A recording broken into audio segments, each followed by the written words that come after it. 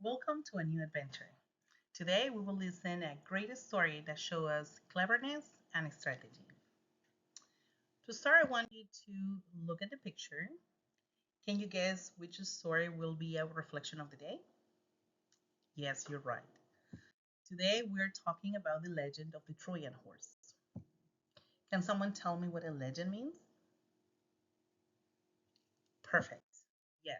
A legend is a real story that has some fictional elements. People start adding some little spicy year after year, okay, when this story start passing from one generation to another one, and yes, start having some fiction in it. Before we start the story, I want us to use our geography skills to be able to set up this story in the correct place in the map. As you see here, we have Troy, and we have Sparta. Sparta is in the coast of where is now the modern Turkey, and is yeah, and Sparta is here in Greece. Okay, so the Spartan needs to cross the sea to be able to have this war with Troy. Let me start. Once upon a time, a long time ago, there was an ancient city named Troy. Troy was on the coast of Asia, across the sea from the Greek city-state of Sparta. In those days, people used to build walls around their city to help protect them with a gate. In times of war, the gates could be closed and locked up to stop intruders from getting inside. I want to show you, before I continue, how walls will look to protect the cities. The walls around Troy were very big and very strong. According to the legend to the Trojan horse, for 10 long years the Greeks had been trying to get over the wall around the city of Troy. But the Greeks could not get over the wall, and the Trojans could not drive the Greeks away. Year after year they fought.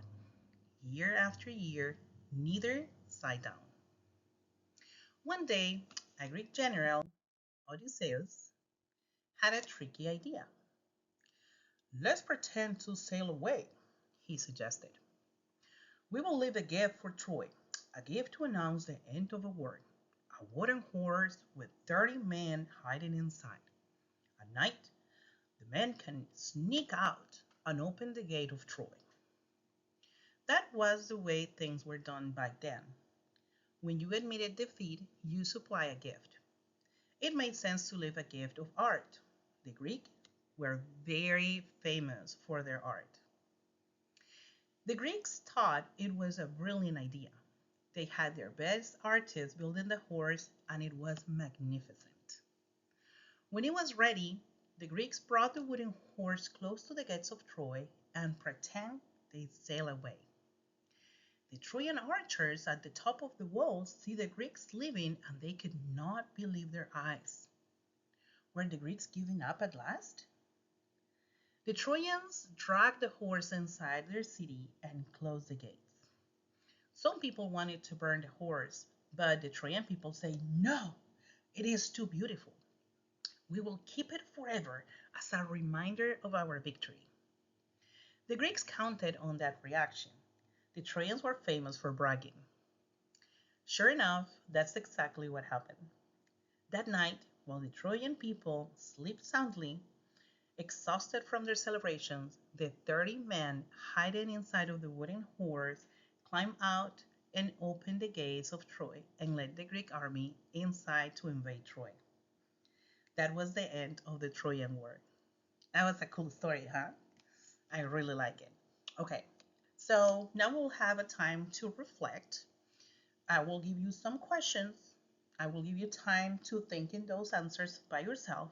Then we can share with a group and we can even debate. And if you have extra questions that you get after listening this, we can share those questions too and answer it together. So these are my proposed questions. Do you think the Trojan horse was a risky idea? Why do you think they succeeded despite the threat? Can you give an example of a strategy where you need to know about your opponent? I want you to think of that example with a kid of your age. Okay? Well, thank you for being an awesome explorer and join me in this great story.